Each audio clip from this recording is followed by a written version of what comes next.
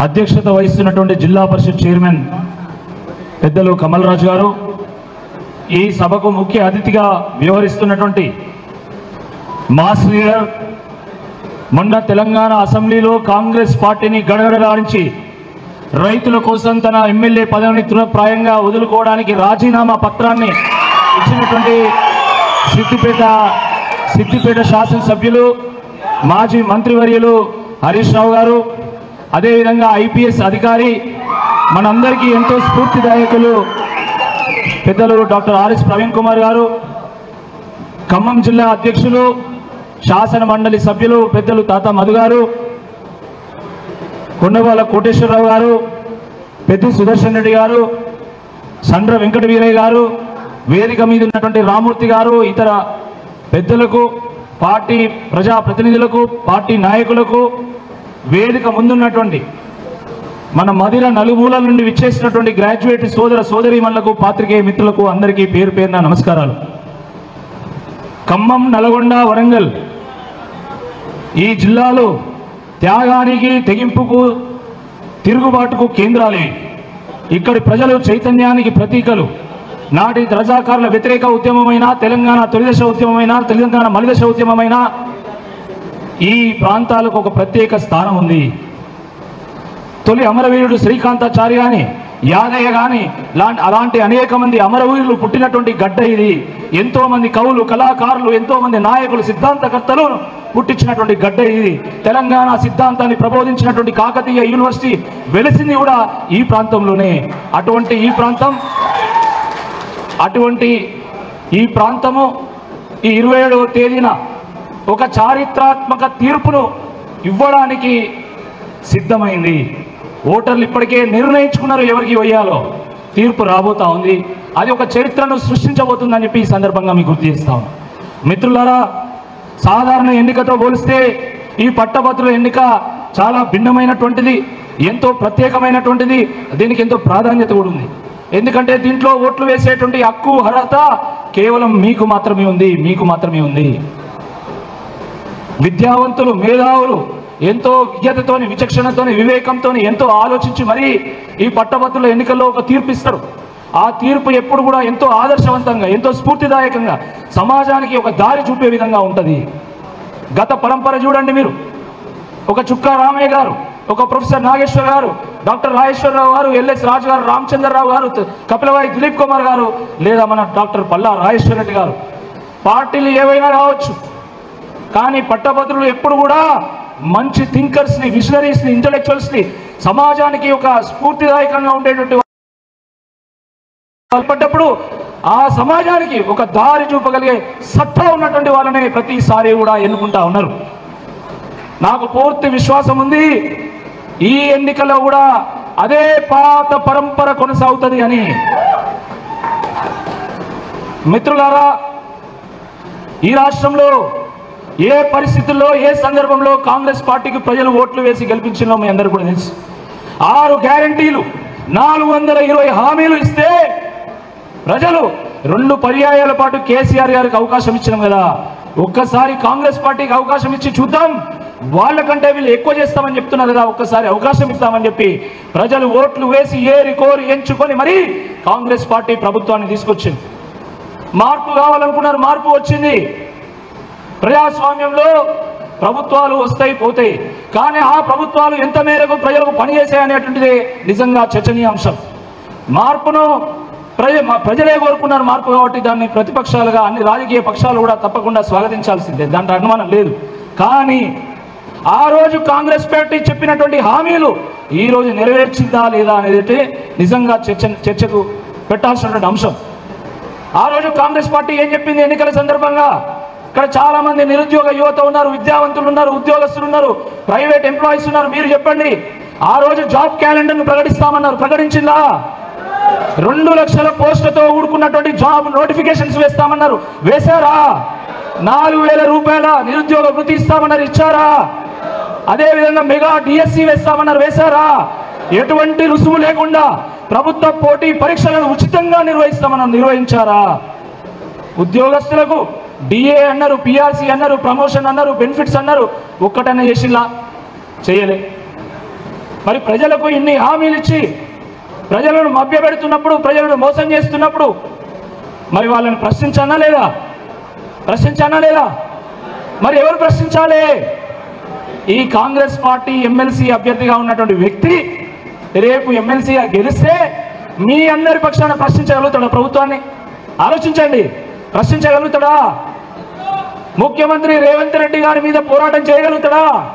అసెంబ్లీలో, మండలిలో ఆయన నిలదీయగలుగుతాడా? సాధ్యం కాదు. ఆయన కాంగ్రెస్ పార్టీని ప్రశ్నించి ఎదిరించి ఒక్కరోజు కూడా కాంగ్రెస్ పార్టీలో ఉండలేవు. కానీ బీఆర్ఎస్ పార్టీ ఎమ్మెల్సీ అభ్యర్థిగా ఉన్నటువంటి నన్ను గెలిపిస్తే తప్పకుండా ఈ విద్యావంతుల పక్షాన, ఈ నిరుద్యోగుల పక్షాన, ఉపాధ్యాయుల పక్షాన, ఉద్యోగుల పక్షాన, తెలంగాణ సబ్బండ వర్గాల పక్షాన తప్పకుండా గొంతెత్తి గర్జించి గలమెత్తి పోరాటం చేసి తప్పకుండా ఈ యొక్క హక్కులను సాధిస్తాం. ఈ హామీలు నెరవేర్చే దిశగా, ప్రభుత్వం దిగివచ్చే దిశగా తప్పకుండా ప్రభుత్వాన్ని ఆలోచింపజేసే విధంగా మన పోరాటం కొనసాగుతుంది.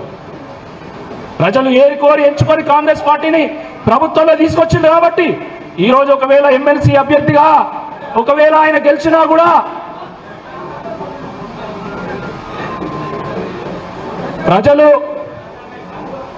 ప్రజలు కోరుకొని కాంగ్రెస్ పార్టీని ప్రభుత్వంలో తీసుకొచ్చింది కాబట్టి ఒకవేళ ఈ అభ్యర్థి, ఈ కాంగ్రెస్ పార్టీ ఎమ్మెల్సీ అభ్యర్థి ఓడిపోయినా ఆ ప్రభుత్వానికి వచ్చేటువంటి ముప్పేం లేదు. ఆ ప్రభుత్వం 5 ఏళ్ళు కొనసాగుతుంది. ఒకవేళ వాళ్ళకు అనుకొని ప్రభుత్వాన్ని ఊల్చుంటే మనం ఏం చేసేది లేదు. కానీ 5 ఏళ్ళు కొనసాగేటువంటి అవకాశం ఉంది. కానీ ఒకవేళ మనల్ని గెలిపిస్తే ప్రజల చేతికి ఒక ఆయుధం ఇచ్చినట్టు అవుతుంది. మీ అందరి తరపున, మీ నిరుద్యోగుల పక్షాన, విద్యావంతుల తరపున ఒక ప్రశ్నించే గొంతును మండలి పంపించినట్టు అవుతుంది. మనం అధికారం కోసం ఓట్లు అడగట్లేదు. ఈరోజు అధికారం కాంగ్రెస్ పార్టీ చేతులు ఉన్నది. మనం అధికారం కోసం ఓట్లు అడగట్లేదు. మీకోసం, మీ హామీలను నెరవేర్చడం కోసం, మీ హక్కులను సాధించుకోవడం కోసం, మీకు ప్రశ్నించే గొంతుగా నిలవడం కోసం, మీ తరపున పోరాడడం కోసం అధికారం మాకు వచ్చేది లేదు. మీ తరపున కొట్లాడడానికి మాత్రమే ఓట్లు అడుగుతున్నాం. ఈ వాస్తవాన్ని గ్రహించాల్సిందిగా ఈ సందర్భంగా విజ్ఞప్తి చేస్తున్నాం. మిత్రులారా, నేను ఒక రైతు బిడ్డను, ఒక వ్యవసాయ కుటుంబం నుంచి వచ్చినటువంటి వాడిని. కష్టం అంటే ఏందో తెలుసు, పేదరికం అంటే ఏందో తెలుసు. ఆ కష్టాన్ని, పేదరికాన్ని ఛేదించి నేను ఈ బిట్స్ పిలానిలో చదువుకొని అక్కడి నుండి అమెరికా వెళ్ళి 7 ఏళ్ల పాటు ఉద్యోగం చేసి పుట్టిన గడ్డ రుణం తీర్చుకోవాలి, మా ప్రాంత ప్రజలకు సేవ చేయాలనే ఒక లక్ష్యంతో వచ్చినటువంటి వాడిని.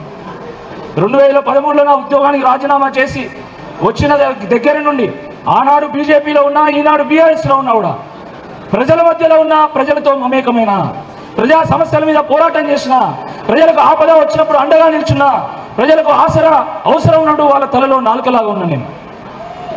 మా హనుమకొండలో అనేక ప్రభుత్వ పాఠశాలలు వసతులు లేనప్పుడు, నీటి కనెక్షన్ లేనప్పుడు, వాటర్ ట్యాంకులు లేనప్పుడు, అక్కడ సైన్స్ ల్యాబ్ ఎక్విప్మెంట్ లేనప్పుడు, స్పోర్ట్స్ ఎక్విప్మెంట్ లేనప్పుడు, పిల్లలకు పుస్తకాలు లేనప్పుడు అనేక పాఠశాలల్లో ఆ వసతులను కల్పించింది నేను.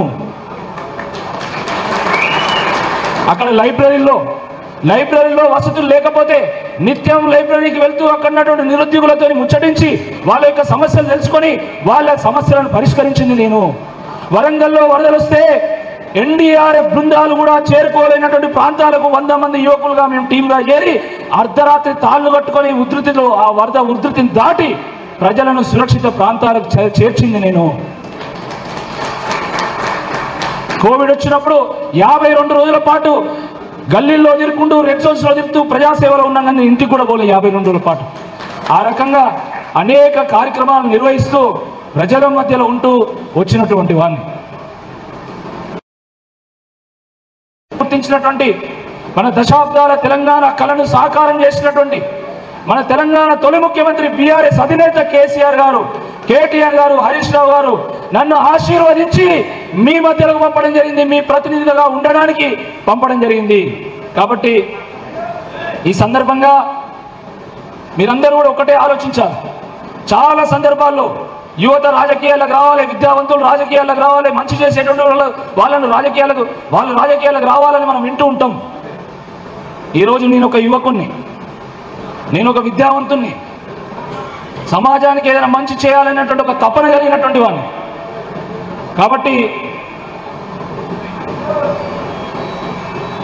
కాబట్టి నాకు ఒక అవకాశం ప్లీజ్.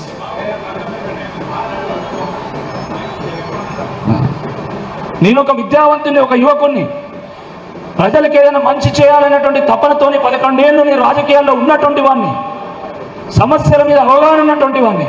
మరి అటువంటి నాకు అవకాశం ఇస్తే నన్ను గెలిపిస్తారా లేదా అనేటువంటిది మీ విద్యావంతుల చేతుల్లో ఉంది. దయచేసి అందరూ కూడా ఆలోచించండి. నాలాంటి వాడు గెలిస్తే నాలాంటి వాళ్ళు సక్సెస్ అవుతారు, కూడా సాహసం చేయరు. కాబట్టి నన్ను గెలిపించుకోవాల్సినటువంటి బాధ్యత మీ అందరి మీద ఉంది అని చెప్పి ఈ సందర్భంగా గుర్తు చేస్తాను.